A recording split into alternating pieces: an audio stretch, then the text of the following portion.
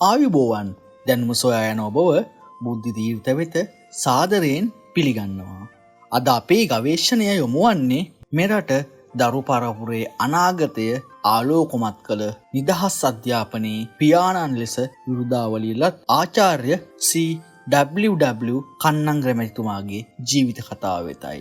රටට අමිල මෙහෙවරක් කළ මේ මහා පුරුෂයාට අවසානයේ අත් වූ කනගාටුදායක ඉරණම පිළිබඳවයි අප අද ඔබ වෙත ගෙන එන්නේ. එසේනම් ඉතිහාසයේ සැඟවුණු පිටු අතරින් එම කතාව විමසා බලමු.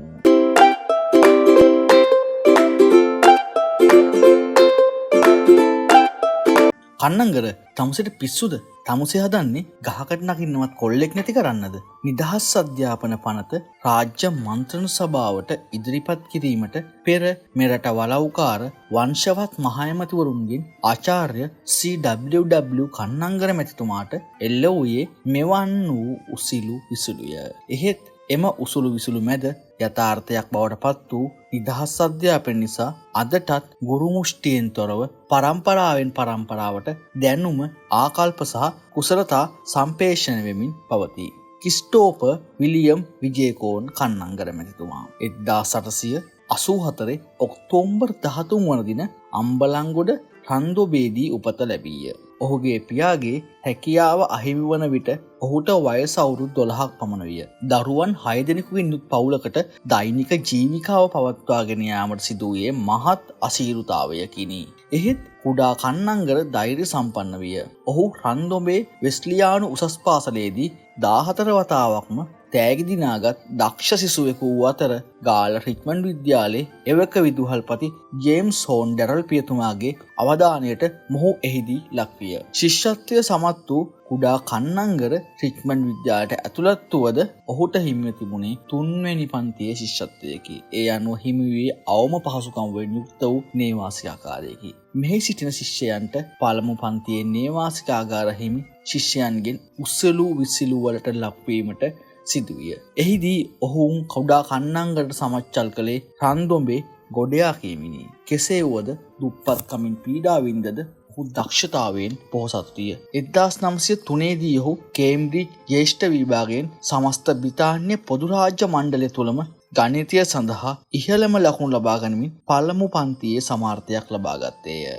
පාසලෙන් ඉවත් වූ පසු ඔහු මොරටුව වේල්ස් කුමර විද්‍යාලයේ සහ කොළඹ වෙස්ලි විද්‍යාලයේ ගුරුවරයෙකු ලෙස සේවය කළේය.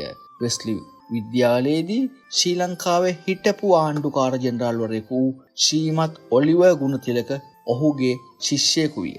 කොළඹ නීති විද්‍යාලයට ඇතුළත් වූ ඔහු 1910 දී නීතිඥයෙකු ලෙස සමත් විය. ගාල්ලේදී සිය නීතිඥ වෘත්තිය ආරම්භ කළ ඔහු දක්ෂ නීතිඥයෙකු ලෙස ඉක්මනින් කීර්තියක් අත්කරගත්තේය. 1915 දී ඇති වූ අවාසනාවන්ත සිංහල මුස්ලිම් කෝලාහලවලදී අත්අඩංගුවටගත් අහිංසක මිනිසුන් වෙනුවෙන් ඔහු කිසිදු මුදලක් නොගෙන පෙනී සිටියේය. කන්නංගර මැතිතුමා දේශපාලන ශාස්ත්‍රයට පිවිසෙන්නේ එෆ්.ආර්. සේනානායක, ශ්‍රීමත් බැරන් ජයතිලක, ආතර් විදියස් සහ පියදාස සිරිසේන වැනි දේශප්‍රියමීන් විසින් ආරම්භ කරන ලද මත්පැන් නිවාරණ ව්‍යාපාරයේ ක්‍රියාකාරී සමාජිකයෙකු ලෙසිනි. ඔහු ලංකා ජාතික කොංග්‍රසයේ ආරම්භක සමාජිකයෙකු වූ අතර 1930 දී එහි සභාපති බවට පත්විය. 1930 දශකයේදී පී.ද.එස්. කුලරත්න, ජී.පී. මල්ලසේකර වැනි අය ජාතික හැඳුම හඳුන්වා දුන් විට ඔහුද එය අනුගමනය කළ අතර එතැන පටන් කිසි දිනක බටහිර ඇඳුමින් සැරසුනේ නැත. 1931 සිට 1941 දක්වා වසර 16ක් රාජ්‍ය මන්ත්‍රණ සභාවේ අධ්‍යාපන ඇමතිතුරිය දරූ කාලය තුල අධ්‍යාපන ක්ෂේත්‍රයේ විශාල ප්‍රගතියක් ඇතිවිය. නිදහස් අධ්‍යාපන ක්‍රමයට අමතරව ඔහු විසින් ක්‍රියාත්මක කරන ලද තවත් වැදගත් යෝජනා කිහිපයක් මෙසේය.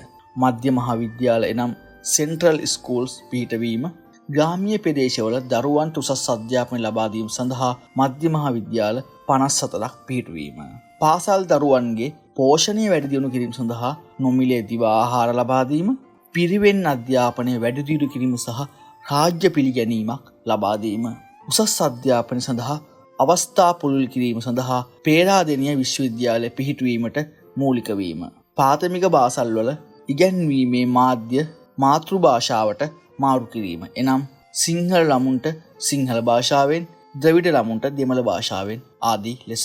ජාතියට සදාකාලික වටිනාකමක් දීමේ අරමුණෙන් නිදහස් අධ්‍යාපන කමිටු වාර්තාවේ නිර්දේශ 1943 දී ඉදිරිපත් විය. එම නිර්දේශ අනුව යමින් 1944 මැයි මාස 30 වනදා අධ්‍යාපන සංශෝධන ආඥා පනත ඔස්සේ නිදහස් අධ්‍යාපන යෝජනා මන්ත්‍රණ සභාවට කන්නංගර මහතා විසින් ඉදිරිපත් කරනු ලැබීය. එම යෝජනාවලිය ඉදිරිපත් කරමින් කන්නංගර මහතා පැය 6කට අධික කාලයක් තිස්සේ පැවති ඓතිහාසික කතාවක් කරා රාජ්‍ය මන්ත්‍රණ සභාවට තම දැක්ම ඉදිරිපත් කළේය.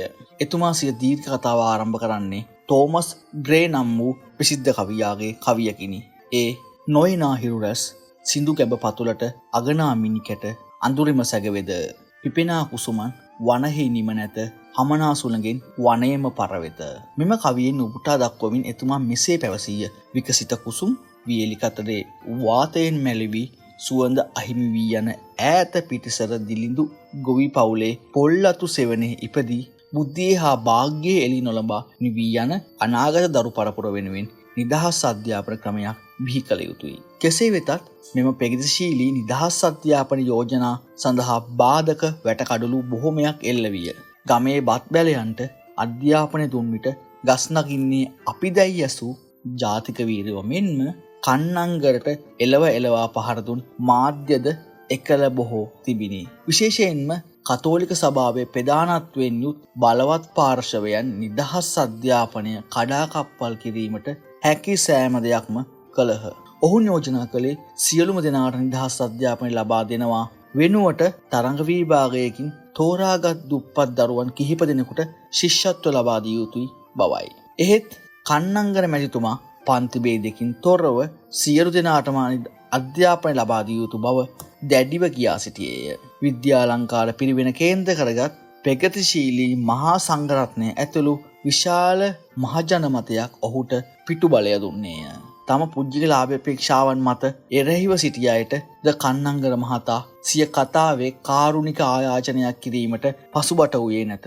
ඒ ගරු සභිකවරුනි, එදා ඔගස්ටස් නිරිඳු පුරසාරම් දෙටුවා මා එන විට ගඩොලින් බැඳ තිබූ රෝමය වෙනුවට ඉතිරි කොට ආවේ කිරි ගරුඩෙන් තැනූ රෝමයකි ලෙස. අන්න ඒ වගේ අප යන විටත් මිලාදික අධ්‍යාපනයේ මිල බැස්සූ අය වසා මුද්‍රා තබන ලද අධ්‍යාපනයේ විවෘත ලිපියක් බවට පත් කළාය. ධනවතුන්ගේ වරප්‍රසාදයක් වූ අධ්‍යාපනය දිලින්දන්ගේ දායාදයක් බවට පත් කළායයි උදම්මනන්න පුළුවන් නම් එය කොතරම් අකේදැයි යනුවෙන් එතුමා ඔහුන්ගේ හෘද සාක්ෂිය අවදි කළේය. ඒ අනුව 1945 ජුනි මාසයේදී නිදහස් අධ්‍යාපන පනත සම්මත වූ අතර දහසක් දූ දරුවන්ගේ හා දෙමාපියන්ගේ අපේක්ෂා මල් පල්ගන්වමින් එම වසරේ ඔක්තෝබර් මාස 1 වෙනිදා සිට එය බලාත්මක විය. 1931 සිට 1947 දක්වා වසර 16ක් අධ්‍යාපන ඇමති ධූරය දැරූ කන්නංගර මහතා 1947 පැවති අතුරු මැතිවරණයෙන් පරාජය වීමට සිදුවිය. නිදහස් අධ්‍යාපනයේ පියා ලෙස විරුදාවලිය දත් එතුමා ලංකාවේ පළමු පෞද්ගලික විශ්වවිද්‍යාලයේ හිමිකරු වූ විල්මට් ඒ පෙරේරාට පරාජයට පත්වීම දෛවයේ කනගාටුදායක සරදමකි. මෙම පරාජයට දේශීය මෙන්ම විදේශීය බලපෑම්ද එල්ල වූ බව කියවේ. පසුව 1952 දී මහමැතිවරණයෙන් ජයග්‍රහණය කළද ඩඩ්ලි සේනානායක රජයේ අධ්‍යාපන ඇමතිවරයා බවට පත්වන්නේ ඩී.එම්. බණ්ඩා මහතාය. කන්නංගරයන්ට හිමිවන්නේ පළාත් පාලන ඇමතිවරයයි. එතුමාගේ සේවය තවදුරටත් ගම් දනව් කරා යාමෙන් බමුණු කුලවලට විය හැකි තර්ජන පහසුවෙන් වළකා දැමීමට දේශපාලන බලවේග එමගින් කටයුතු කර තිබිණි. රටට ජනතාවට සේවයක් කළා විනා ඔහුවින් ආර්ථික වාසියක් ලබා ගැනීමට කටයුතු කර තිබුණේ නැත. මේ නිසා අවසාන කාලයේ ආර්ථික අතින් ඔහු පීඩාවට පත්වී සිටියේය. 1961 ඔක්තෝබර් මාසයේ 26 වන දින කතානායකවරයාට ලියූ ලිපියකින් ඔහු මෙසේ ඉල්ලා සිටියේය. ආයෝජනවලින්, නිවාසවලින්, ඉඩකඩම්වලින් හෝ වෙනත් ප්‍රභවයන්ගෙන් මට කිසිදු පුංචලික ආදායමක් නොලැබෙන බැවින් මාව වසර ගණනාවක් යැපුණේ මාගේ මිත්‍රයන්ගෙන් හා හිතවතුන්ගෙන් ලැබෙන පරිත්‍යාගවලිනි. මාගේ සෞඛ්‍ය රැක ගැනීම සඳහා කළ යුතු අත්‍යවශ්‍ය වියදම් වෙනුවෙන් ගෙවිය යුතු පිල්පත් දිනපතා ගොඩ ගැසමින් පවති. මෙම ලිපියෙන් ඔහුගේ අවංක සේවය සහ දේශපාලන නම් පිළිබඳ කනගාටුදායක සත්‍ය හෙළිවේ. ಭಾರತයේ උපත ලැබුවේ නම් ඔහු එහිදී දෙවියෙකු වශයෙන් පුද ලබනු ඇත යනුවෙන් ශ්‍රී ලංකාවේ ඉන්දිය මහ කොමසාරිස්වරයා වූ MS ආන් මහතා 1945 දී කන්නංගර මහතාගේ සේවය අගයමින් පැවසීය. ඉන්දියානු මහ කොමසාරිස්වරයා කිව් පරිදි දෙවියෙකු බවට පිළි නොගැනුණුද එදා මෙදා අතුර ලක්ෂ සංඛ්‍යාත තුප්පත් දුවා දරුවන්ගේ ජීවිතයට ආලෝකය ලබා දී සිහින සැබෑ කළ දෙවියා ආචාර්ය CWW කන්නංගර බව නිදහස් අධ්‍යාපනයේ පළ ලැබූ කවුරුත් දනිති. එහෙත් රටට කළ සේවය වෙනුවෙන් ඔහුට අත් වූ ඉරණම අපට ඉතිරි කරන්නේ කනගාටුදායක සත්‍යයකි. මෙවන් ඓතිහාසික තොරතුරු සහ නොවිසඳුරු අභිරහස් පිළිබඳව තවදුරටත් දැන ගැනීමට බුද්ධ තීර්ථ නාලිකාව සමග රැඳී සිටින්න. ඔබගේ වටිනා අදහස් පහතින් සටහන් කරන්න. තවත් මෙවැනි ගවේෂණාත්මක වීඩියෝකින් ඔබ හමුවනතුරු සුබ දවසක්. ස්තුතියි.